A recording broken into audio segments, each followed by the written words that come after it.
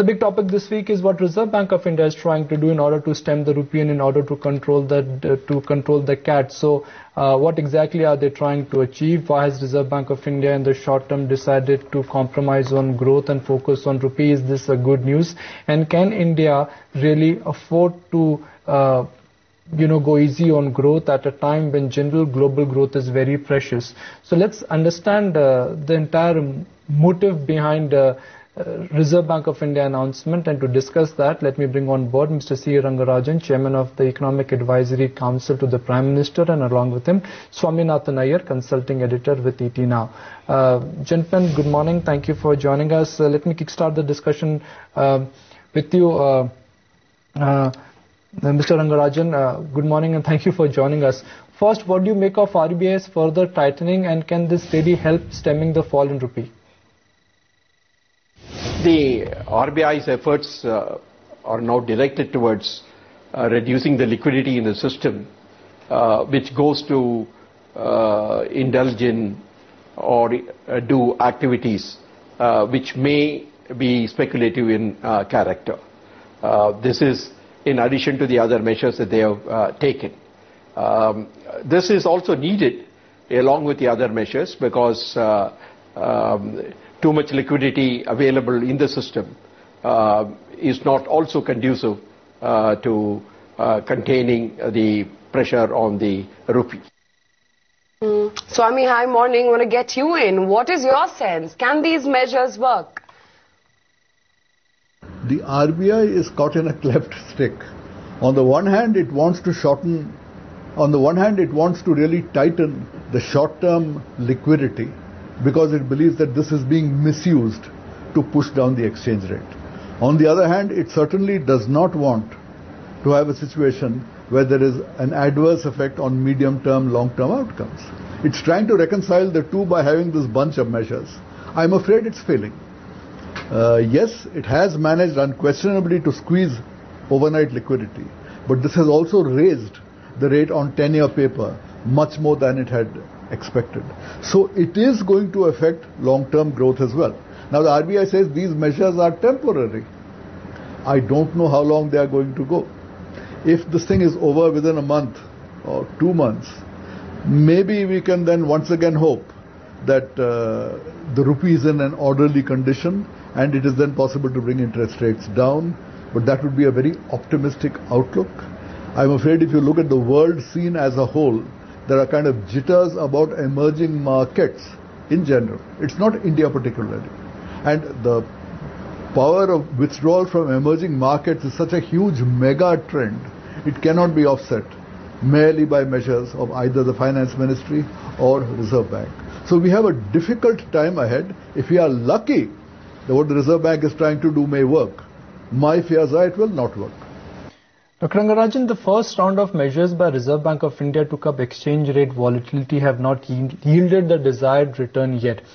Do you think it was too early for Reserve Bank of India to start using second round of ammunition when the first round of ammunition has failed completely? Well, the rupee is now staying between 59 rupees to the dollar and 60 rupees to the dollar. Therefore, it is range bound now. We recognize the fact that the pressure on the rupee has mounted because of the mismatch between the current account deficit and the capital flows. The capital flows have suddenly been reduced, and there has been an outflow on the FII account. Therefore, there was a very sharp outflow in last month, and even in the current month, I think so far there has been an outflow. Therefore, it is this which is putting the pressure on the rupee. Therefore, the final solution to the problem lies in containing the current account deficit and encouraging the capital flows. The capital flows, I believe, will come back again, and when that happens, the rupee will again strengthen. But in the meanwhile, I think we will have to take all such actions which are required to curb any activity that may be stimulated by the depreciation of the rupee. That is what is very often described as speculative. Basically, what could happen under such situation is that people, those with funds, could try to make some benefit out of a depreciating currency. And that is what is being curbed through the various measures taken. In my view, it has had an effect, and I think it is staying below 60 rupees to the dollar, which is a good thing. Dr. Rangarajan, but there are hopes that fund flows are returning to India. Would you share that optimism? It is possible. I don't think it is probable. But as I said, I think that the big mega trend is beyond the capacity of the RBI. If there is going to be a withdrawal of money from all emerging markets in general, India cannot be an exception, and it really does not matter what the RBI wants. This is not just an India phenomenon, please. This is an emerging markets phenomenon that we are seeing. It is too big to be stopped by any individual central bank. Now, if the world trend itself stabilizes, if people say, okay, we have pulled enough out of emerging markets, or if then they say, let us pull more money out of the global bond markets and put that into equity markets, of which emerging markets get a slice. This then becomes an optimistic scenario in which foreign inflows do resume in the second half of the year. I'm not saying it will not happen. It could happen, but it's an optimistic scenario. I would not bank on it. Right. Dr. Rangarajan, Swami is not banking on fund reversal, but what about Reserve Bank of India? Would you say that this puts Reserve Bank of India in a tight spot? Almost no rate cut possibility in the near term. That could have impact on short-term growth. It could really challenge your economic recovery in the second half.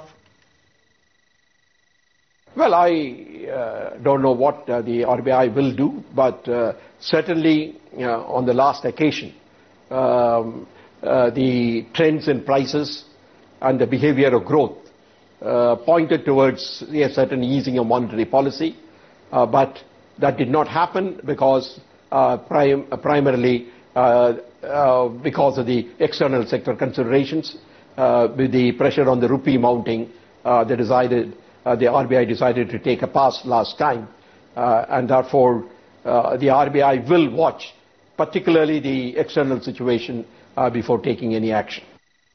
So, Swami, do you see the possibility of rate cuts in the current fiscal, or these have been pushed to the next fiscal for all practical purposes? The rate cuts, I would say, have definitely been pushed back. How far they've been pushed back will depend on how the situation evolves. If there continues to be a huge withdrawal of money from emerging markets, huge pressure on the rupee, then, RBI, I think, will become even more reluctant to cut rates. If, on the other hand, the withdrawal of money from emerging markets stabilizes, the rupee stabilizes, then it is possible to see the Reserve Bank cutting rates from November again. It's possible. Either of those two routes is possible. As of now, I don't have a firm view that it will go this way or that way.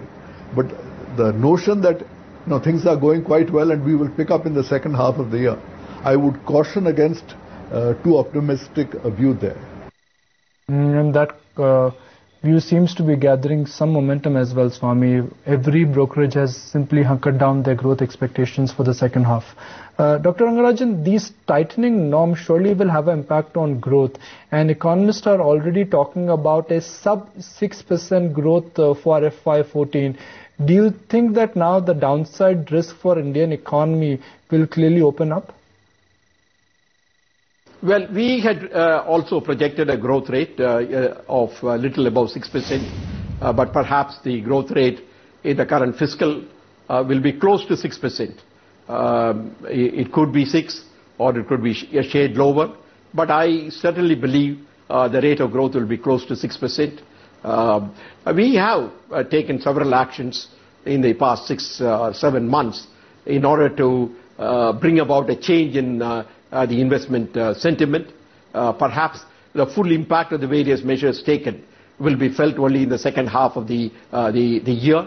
A special effort is being made to achieve the production and capacity creation targets in the infrastructure sectors which lie in the public domain, such as coal, power, roads and railways.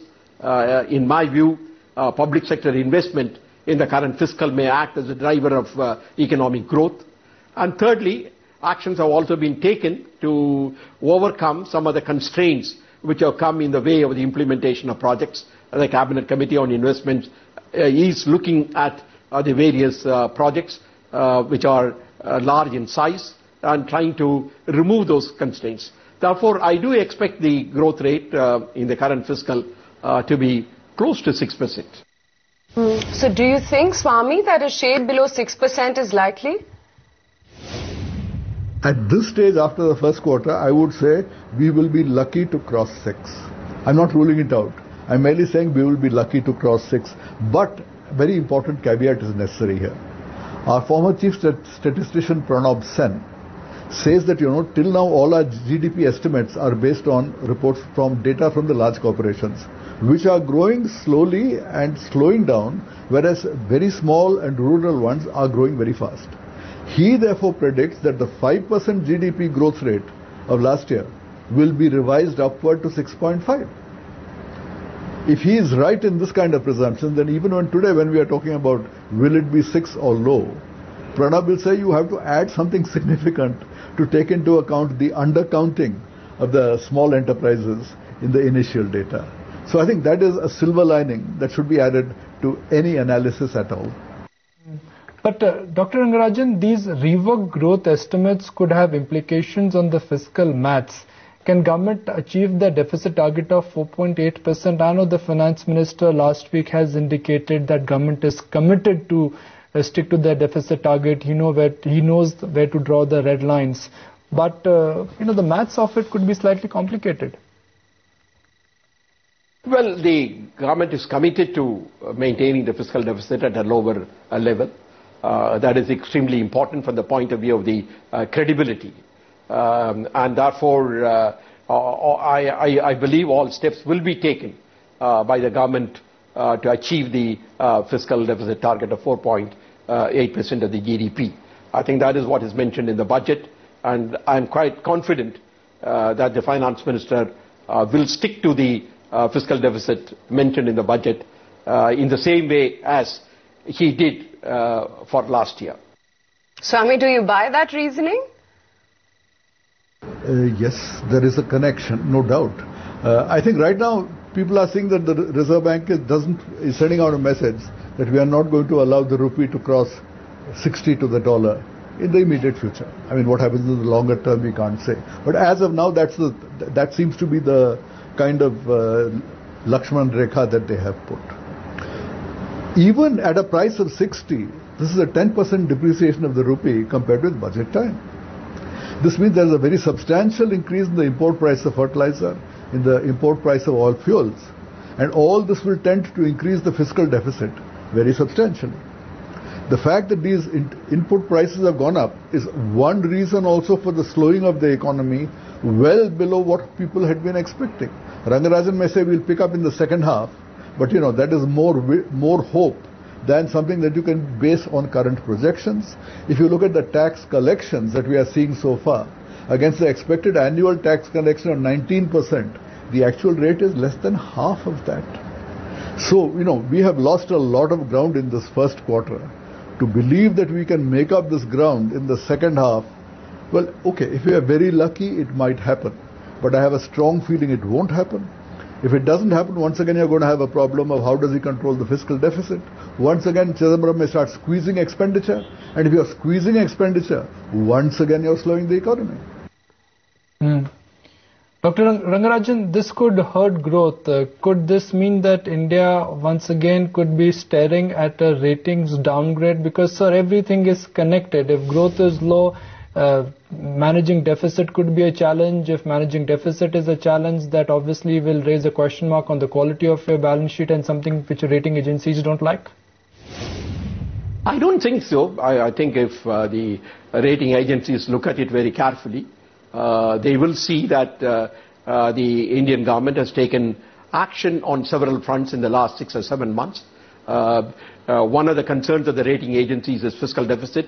We certainly brought it down last year, and the finance minister, I'm quite sure, will ensure, as I mentioned earlier, that the fiscal deficit in the current year will also be at the budgeted level.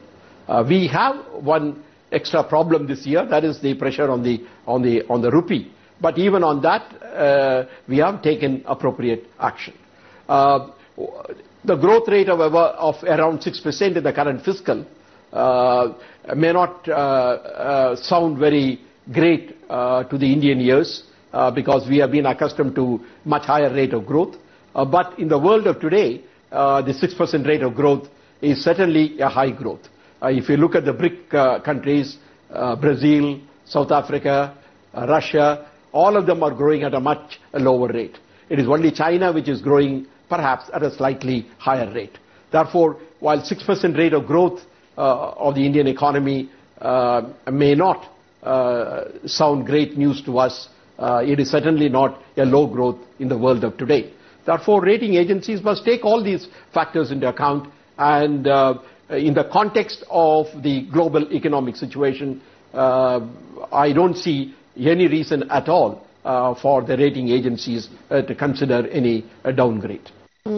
Swami, your thoughts on that? I think the danger of a downgrade is not there right now. It could happen. But when you see, earlier on there was the feeling that, because of Mamata Banerjee, this is a paralyzed government incapable of doing anything. That scenario has definitely changed. The government risked its entire life, its stability on the FDI matter. Mamata left, it was reduced to a minority. It's continuing on a series of proposals to try and open up, liberalize. So I would say in policy terms, it is seen as going in the right direction. It has many problems on the other side, like the withdrawal of money from the markets. But that is an emerging markets phenomenon overall, not just an Indian phenomenon. So I would say as of now, I do not see that we are in the same kind of danger of a downgrade that we were 1 year ago. Because 1 year ago, the policy situation was seen as very bad. Today, there are many problems, yes, but the policy situation is no longer so bad.